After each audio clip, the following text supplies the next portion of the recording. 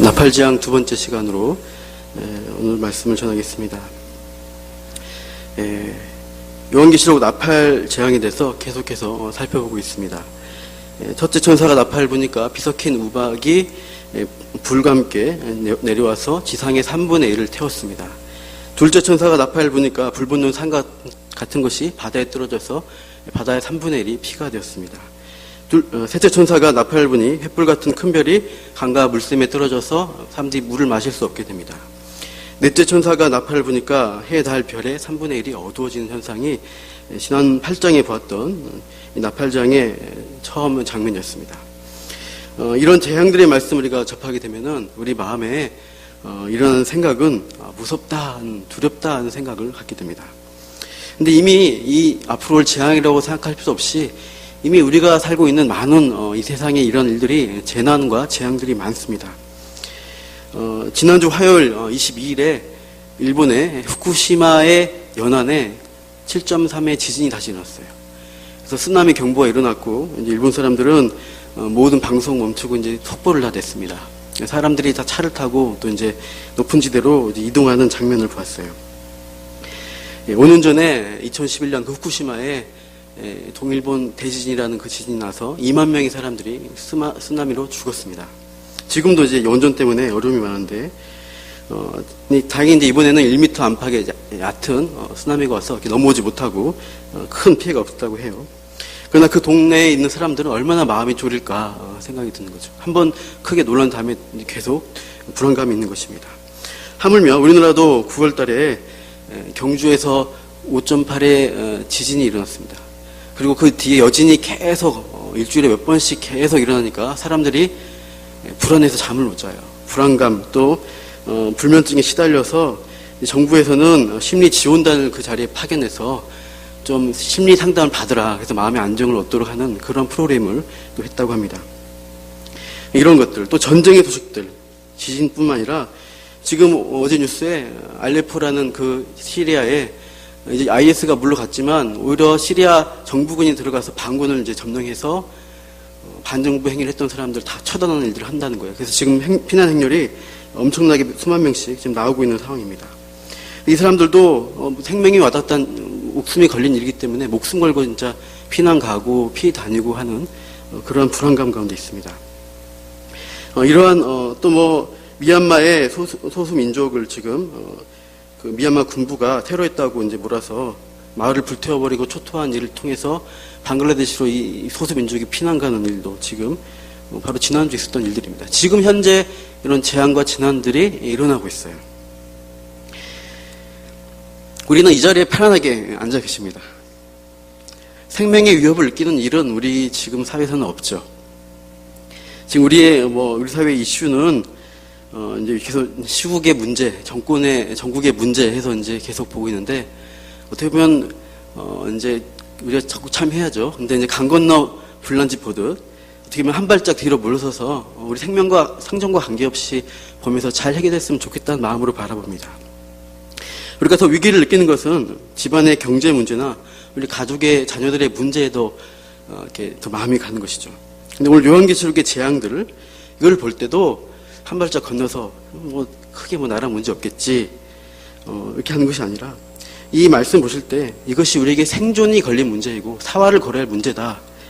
그런 경각심을 주기 위해서 하나님이 주신 말씀으로 여러분이 받으셔야 하는 것입니다. 오늘 본문에 그렇게 또 말씀을 전하시면서 함께 그 하나님 앞에 더 가까이 나아가는 시간 되기 바랍니다. 5번째 천사의 나팔장이 오늘 본문에 나옵니다. 무저갱이 열리고 연기가 올라오면서 황충이 나와서 사람들을 쏘아서 괴로움을 준다는 재앙의 장면입니다. 물론 하나님의 인침받지 않는 사람에게만 주어진다라고 조건이 달려 있습니다. 마치 애굽 사람들과 그들의 거두주에만 재앙이 내린 것처럼 믿는 자는 해하지 않는다는 하나님의 보호하심이 있는 그 부분이 있어요. 분명 믿는 자에게 하나님의 보호하심이 있습니다. 하나님은 끝까지 성도를 책임지십니다. 그러나 그렇다고 해서 이 땅을 살아갈 때 강 건너 불구경하듯이 이 재앙들은 나와 상관이 없어. 나에겐 해당 사항이 없어. 난 걱정할 필요 없어. 괜찮아. 이런 식으로 편안하게 안심하면서 마지막 때 있을 수 있을까 하는 생각이 드는 것입니다. 애굽 땅의 재앙이 이스라엘 백성들에게 어떻게 느껴졌을까요? 피재앙, 개구리 이 재앙까지는 애굽 사람과 이스라엘 사람들이 같이 재앙을 당합니다. 이스라엘 백성들도 이게 갑자기 무슨 일이냐, 이렇게 갑자기 개구리가 많아지고 이런 해충들이 막 출몰하냐 하고 어려움을 겪었죠. 그러다가 이제 파리 재앙부터는 구별됩니다. 애굽 사람에게만 재앙이 내리게 됩니다. 그때 이스라엘 사람들이 나랑 상관없으니까 저쪽 이런 재앙 당하는 괴로움이나 구경이나 하자, 그런 심정으로 재앙을 보았을까? 그렇지 않을 것 같습니다. 우박 재앙이 내린다고 했을 때 가령 애굽 사람들 잘 꼴 좋다, 당한다, 그렇게 비우는 여유가 있었을까? 아니면 하나님의 무시무시한 심판을 바라보면서 경외감과 두려움으로 재앙이 내리는 것을 바라보지 않았을까 생각이 들어요. 하나님은 내가 함부로 할 수 있는 분이 아니구나, 정말 내가 조심해야겠구나, 그런 두려움으로, 하나님을 경외함으로 바라보지 않았을까? 그게 더 맞지 않을까 생각이 들어요. 오늘 본문에서도 인친자에게 재앙을 허락하지 않으십니다. 하지만 이 재앙의 장면들을 우리가 떠올리게 될 때 하나님을 경외하게 될 것이고 더 믿음으로 반응하는 또 저가 되고 여러분이 되기를 축원합니다. 본 보시면 하늘에서 별 하나가 떨어집니다. 그런데 그게 그냥 별이 아니라 무저갱의 열쇠를 가지고 그 무저갱을 여는 존재로 합니다. 즉 인격적 존재로 표현하고 있어요. 이 별의 정체에 대해서 많은 의견들이 분분합니다. 주석가마다, 학자마다, 설교자마다 해석이 달라요. 갈려요. 크게 두 가지 해석을 합니다. 악한 존재냐, 선한 존재냐, 두 가지예요. 말씀 하나 보시죠. 이사야서 14장 12절 한번 보여주시면 거기에 이렇게 나오죠. 아침의 아들 계명성이여 어찌 그리 하늘에서 떨어졌으며 됐죠. 14절은 스올 곧 구덩이 맨 밑에 떨어졌다 이렇게 표현하고 있습니다. 바벨론 왕에 대한 저주 심판의 말씀인데 이사야서에 이 말씀을 가지고 이 본문과 연결이 된다 하면서 이 이사야 구절로 사탄이라고 해석을 합니다. 또 근거를 삼을 수 있는 곳이 오늘 본문의 11절입니다. 본문 11절 보시면 9장 11절이죠. 무저갱의 사자라, 히브리어로는 이름이 아바돈요, 헬라어로는 이름이 아볼론이더라 라고 되어 있습니다. 파괴자라는 뜻입니다. 둘 다. 이 무저갱을 열고 무저갱에서 난 황충들의 왕으로 군림한 이가 그 아볼론이라면 사탄 아니고 뭐겠냐는 거예요. 이렇게 해서 악한 존재로 해석을 또 합니다.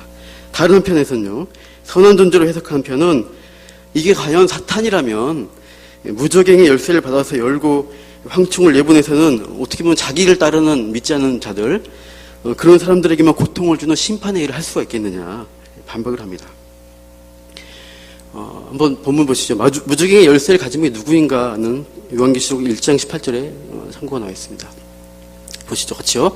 곧 살아있는 자라 내가 전에 죽었었노라 볼지어다 이제 세세토록 살아있어 사람과 음부의 열쇠를 가졌노니. 예수님에 대한 묘사입니다. 사망과 음부의 열쇠는 예수님이 가지고 있지 않느냐. 그리고 또 이 열쇠를 가진 존재가 또 20장에 요한계시록 20장 1절에 나옵니다.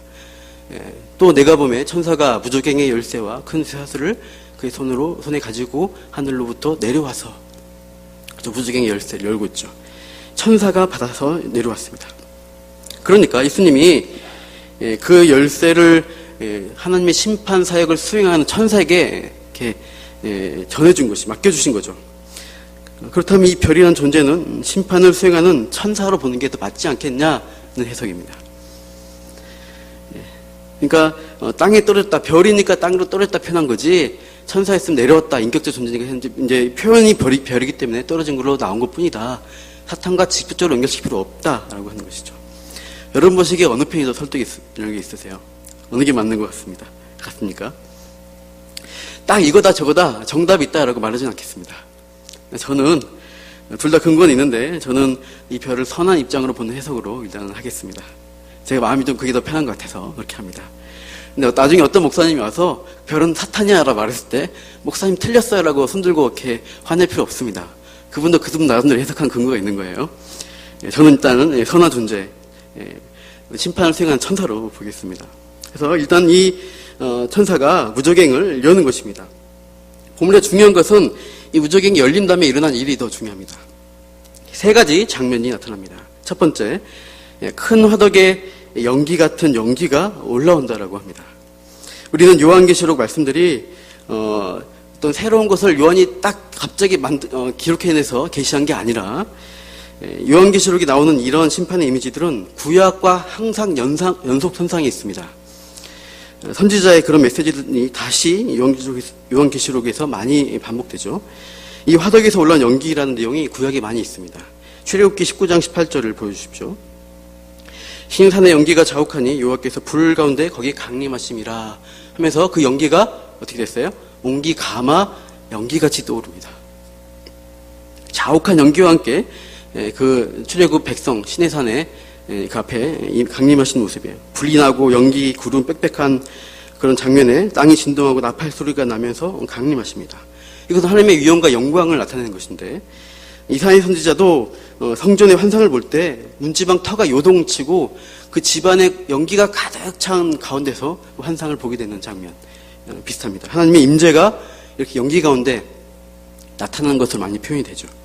이 연기는 다른 구절에서 하나님의 진노를 나타내는 것으로 표현됩니다.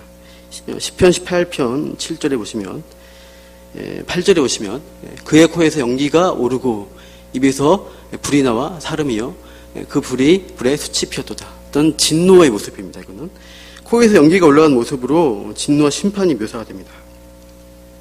이 연기란 것은 하나님의 위엄과 영광 그리고 거룩하심과 공의를 드러냅니다.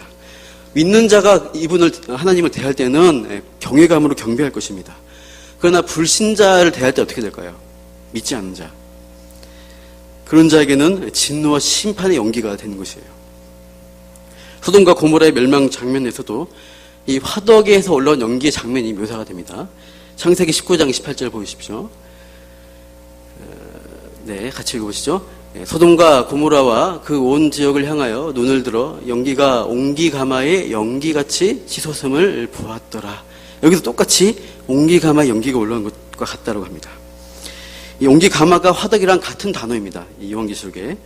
옹기를 구우려면 매우 뜨겁게 온도를 올려서 구워야 하기 때문에 화력을 세게 합니다. 엄청난 화력으로 이렇게 불을 떼면은 그 가마에서 연기가 쫙 올라가겠죠. 그런 것처럼 이 소돔과 고모라를 뒤엎는 심판 때에 그 위에 연기가 자욱한 거예요. 여러분, 연기가 나려면 항상 전제가 있습니다. 어떨 때 연기가 납니까? 연기는 그냥 나지 않습니다.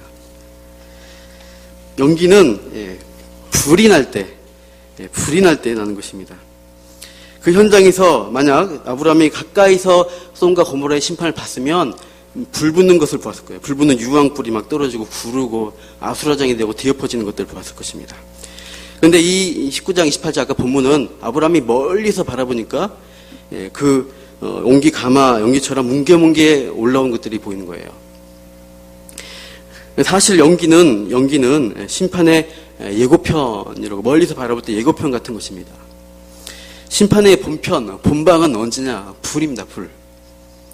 17절 보시면 본문에 8장 17절, 9장 17절 거기 보시면 여섯 번째 다음 심판인데 그때는 그 이제 기마대가 심판의 기마대가 나오는데 그 기마대 입에 뭐가 있냐면 연기와 더불어서 불과 유황도 같이 있어요.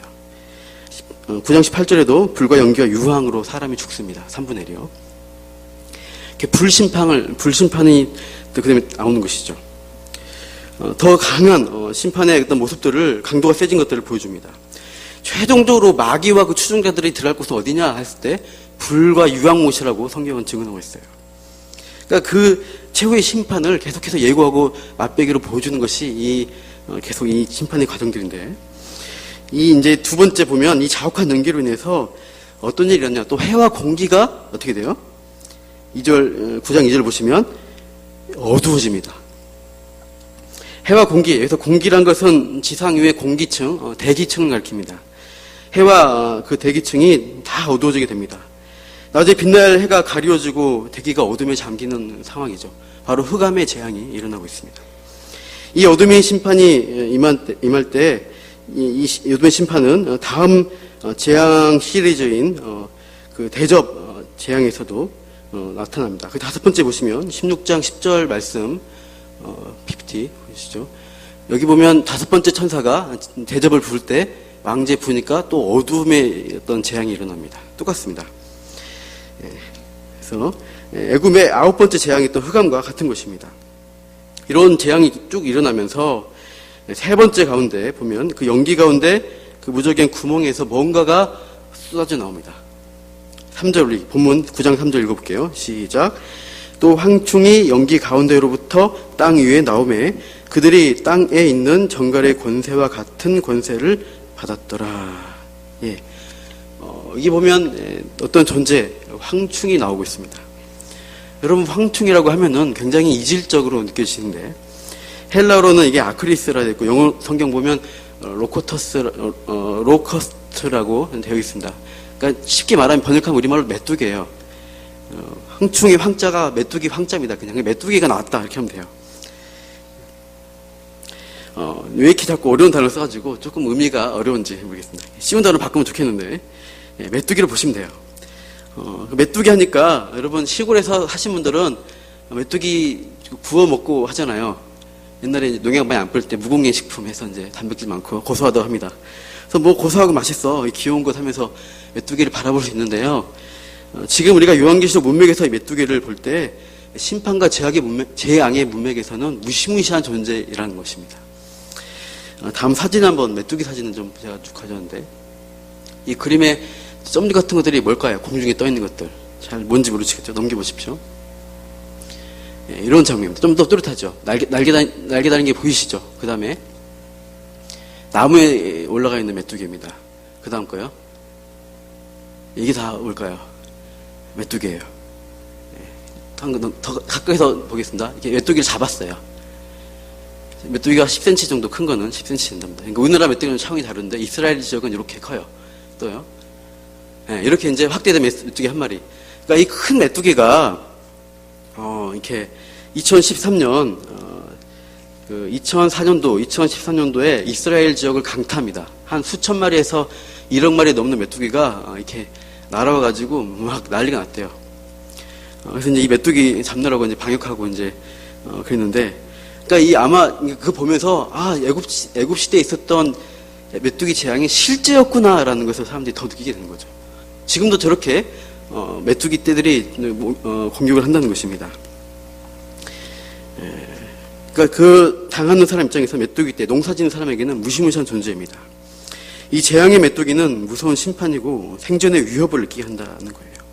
게다가 본문에서 메뚜기 황충은 전갈과 같은 권세가 있다라고 좀 더 다릅니다. 10절을 보시면 9장 10절에 독을 쏘는 어떤 전갈 같은 꼬리, 쏘는 살이 있다라고 합니다. 한번 삽성한 사진이 있는데요. 한번 보여주시면 실제로 있는 생물은 아니에요. 메뚜기 그림에다가 전갈 꼬리 이렇게 합성해가지고 이렇게 생기지 않았겠냐 이렇게 얘기하는 거죠. 7절에서 10절 보시면 황충의 외향을 설명을 하고 있는데요. 그래서 어떤 사람들은 황충에 대한 이미지를 일단 상상화를 이렇게 그린 거죠. 한 번 더 그 뒤에 있는 거 이런 식으로 그리고 있습니다. 말같이 생겼죠. 그리고 얼굴이 사람 얼굴이고 머리가 긴 여자 머리이고 금관을 썼고요. 또 꼬리가 정갈 꼬리에다가 막 그 금속으로 된 것 같은 어떤 갑주를 입고 막 달립니다. 날개가 달려가지고 날아다니고요. 이게 오늘 9장 7절에서 10절에 그 황충의 외향에 묘사된 그런 내용들을 그대로 그리면 저렇게 이제 상상적인 동물이 나옵니다. 실제로 이런 생물이 있을까요, 없을까요? 심판 때가 되면은 나타날 거야, 이런 괴물이. 무시무시하죠. 어떤 영화도 보면은, 재림의 영화 보면 이런 괴물 나타나서 사람 막 죽이고 막, 사람 이렇게 막 토막을 내고 막 그러더라고요. 저런 게 나타나가지고. 영화들 보면 그래요. 그러니까 그런 상상, 실제로 있을 거라는 상상. 그런데, 이 본문의 말씀은 이런 괴물이 실존한다. 그 말씀이 아닙니다. 물론 황충의 이 역할을 하는 존재가 있는 건 맞아요. 근데 이렇게 생겨먹은 애들이 다니면서 사람 물어뜯고 막 그러지는 않습니다. 메뚜기, 정갈, 말과 사자가 짬뽕된 괴물이 어디인가 있을 거야. 상상하지 마세요. 없어요. 황충의 심판의 역할을 하는 어떤 악의 세력이 있습니다. 심판의 도구가 있는데 그 특징이 여러 동물의 특성을 가지고 있다는 묘사로서 이 비유가 나온 거예요. 그러니까 동물들의 특징을 가져와서 묘사한 것 뿐입니다. 구약의 요엘서 보시면 황충은 개미떼처럼 몰려오는 그 바벨론 군대를 묘사하는 이미지로 씁니다. 요엘서 2장 4절 보시면 그 모양이 말 같고 달리는 것은 기병 같다. 또 산꼭대기에서 뛰는 소리가 병거 소리와 같다. 라고 되어 있습니다. 또 이 요한복음 요엘서 1장 4절 이어서 보세요. 메뚜기 재앙이 나옵니다. 요엘서 마지막 남유다 심판 때 마지막 말기에 하면서 마지막 6절 보시면은 그들에 대해서 이렇게 묘사합니다. 강하고 수가 많고 이빨은 뭐예요? 사자의 이빨 같고 어금니는 암사자의 어금니 같다. 자, 이런 내용들이 오늘 본문에 9장 7절에서 10절에 나오는 설명과 연결됩니다. 다른 게 아니에요. 그러니까 메뚜기의 그 외양을 묘사하면서 어떤 그런 군대의 모습을 가져온 것입니다. 강한 군대, 무자비한 군대. 이 메뚜기 떼가 몰려온 아까 사진들 떠올려 보시면 수천 마리가 수억 마리가 달려들니까 어떻게 돼요? 속수무책을 어떻게 할 수가 없는 상황인 거예요. 당한다는 거예요. 이 배역한 남유다에 대해서 하나님의 심판이 도저히 너희가 피할 수 없을 정도로 몰려올 것이다. 두려워해라. 이렇게 하는 선지자의 예언이었던 것입니다. 사람의 얼굴 같고 여자의 머리털 같이 긴 머리털이 있다. 이것은 무슨 뜻일까요? 그 아까 메뚜기 한 마리 사진 보시면 한번 다 보시겠어요? 메뚜기 한 마리 있던 거죠. 그 괴물 앞에. 괴물 앞에. 이렇게 보시면 뭐가 있어요? 머리에 긴 머리카락 두 가닥 있죠?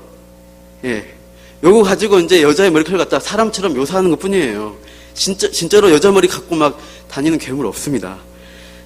그리고 얼굴이 사람 얼굴 같다는 것은 눈도 있고 뭐 입도 있겠죠. 얘도 있잖아요. 이것은 진짜 사람의 얼굴이라는 게 아니라 이 황충, 이 존재가 인격적 존재라는 의미를 가지고 있습니다. 인격적 존재인 쏘는 존재가 때로 군대처럼 막 달려들면서 인격성을 가진 존재. 연상되는 어떤 존재가 있을까요? 단서가 11절, 9장 11절 보시면 9장 11절 그들에게 왕이 있다고 되어 있습니다. 그 황충들에게 무조갱이 사자 그리고 아바돈, 아볼론에서 파괴자라는 이름을 가진 존재가 그들의 왕이다라고 합니다. 그러면 바로 이 존재는 처음에 그 별이 아니지만 저는 다르게 해석하지만 사탄입니다. 사탄이 그들의 왕이에요. 그리고 그들은 무저갱에 있는 존재들이에요. 자, 이까지 보면은 그 황충이라고 표현된 그 존재들이 뭘까 조금 더 드러납니다. 쉽게 말해 악한 영들, 사탄의 수하에 있는 귀신들이라고 보는 게 더 맞지 않겠냐는 것입니다. 여러분 귀신이 존재하고 있죠? 귀신이 교회 안에는 없을까요? 귀신이 영적 존재입니다. 여기저기 다니면서 또 교회 안에서도 역사를 많이 하고 사람에게 막 이간질하고 여러 가지 일들을 일으키는 게 귀신이고 예수님 제자들 가운데 베드로도 막 꽂혀가지고 막 일 벌이고 가룟 유다도 이렇게 하는 게 귀신입니다. 가까이 있어요. 여기도 있을지 몰라요. 무서워하지 마십시오. 그러나 누가복음 8장 30절 31절 보시면 같이 읽어보실까요? 시작. 예수께서 내 이름이 무엇이냐 군대를 하니 이는 많은 귀신이 들렸습니다.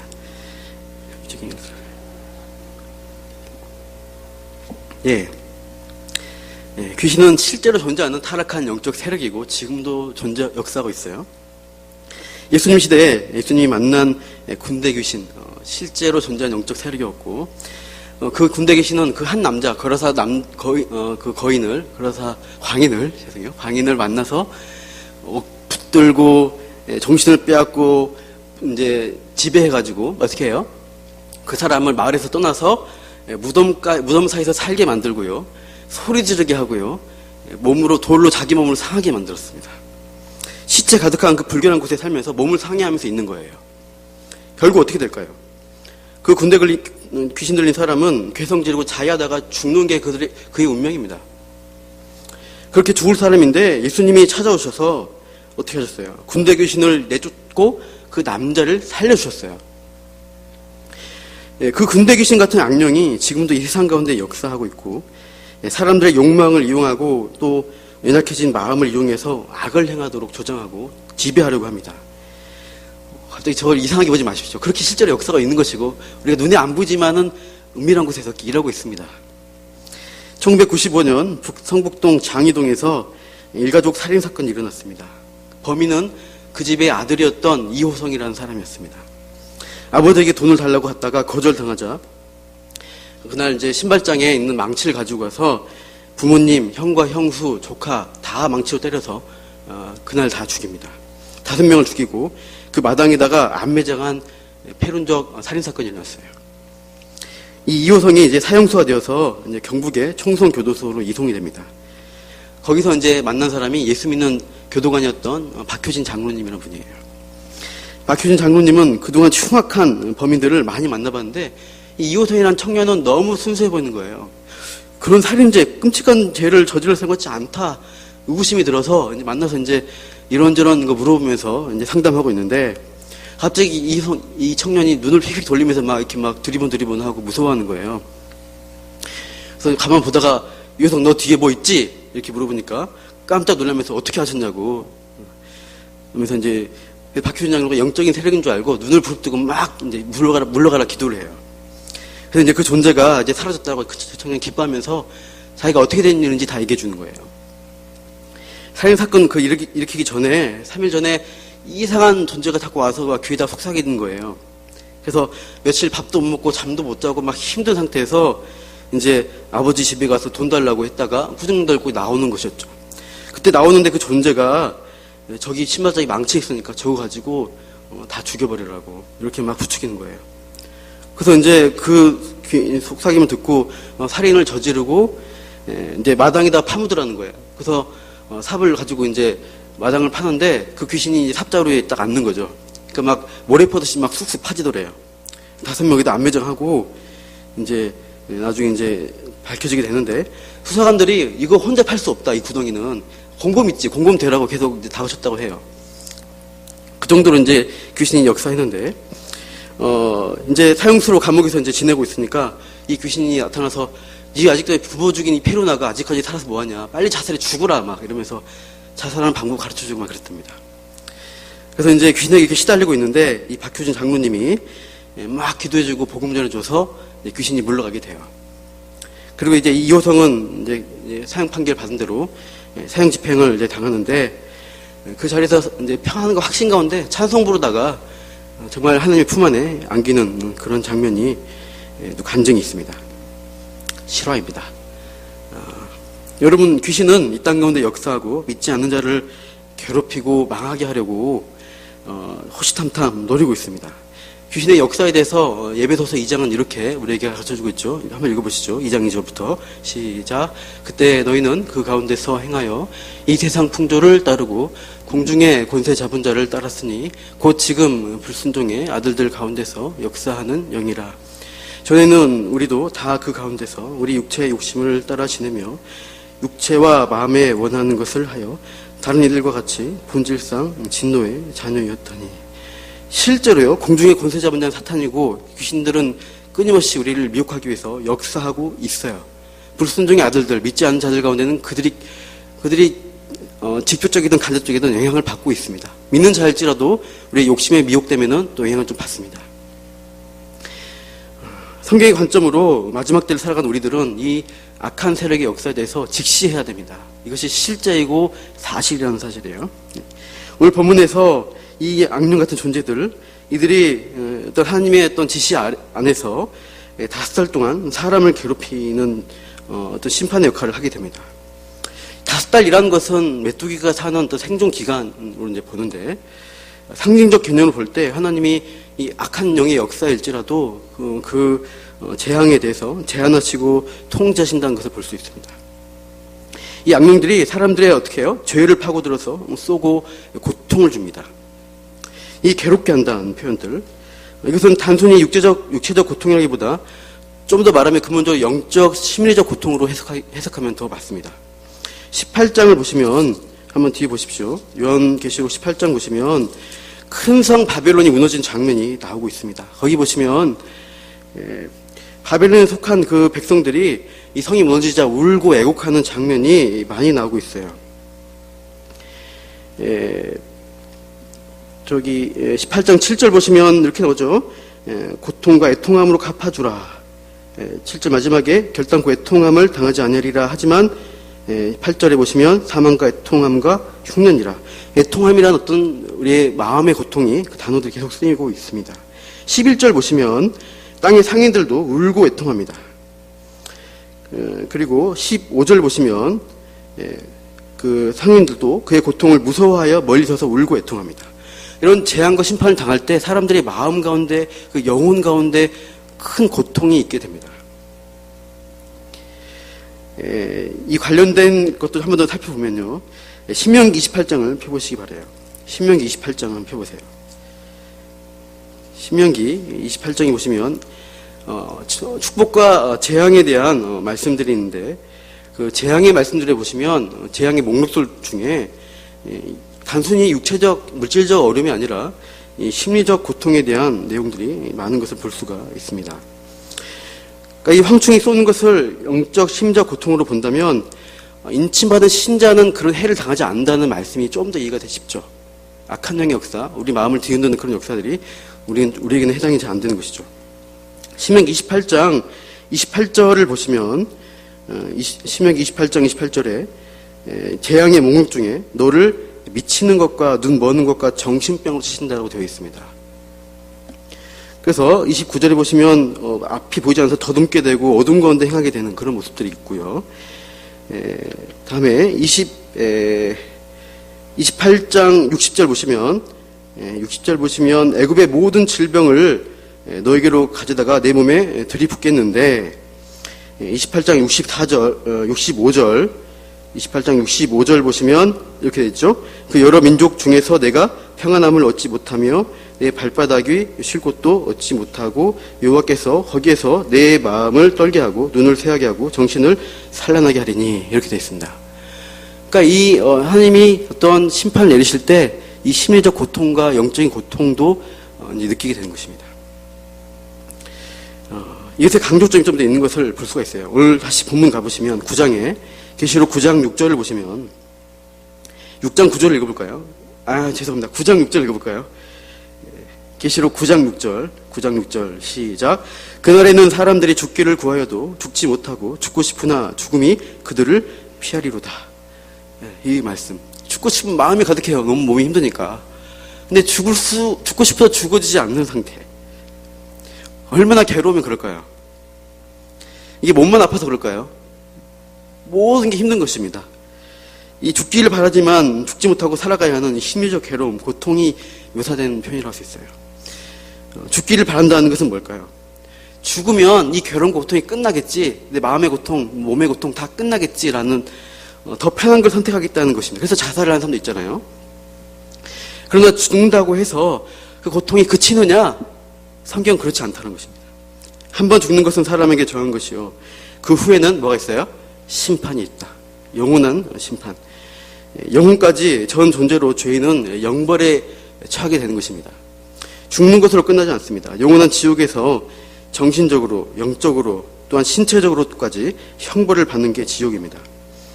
우리가 죽어도 고통이 끝나지 않는 지옥이 있다는 성경의 경고 생각한다면 우리가 살아가던 이 말씀의 경고가 가벼운 게 아니구나, 심각하구나, 이걸 생각해야 됩니다.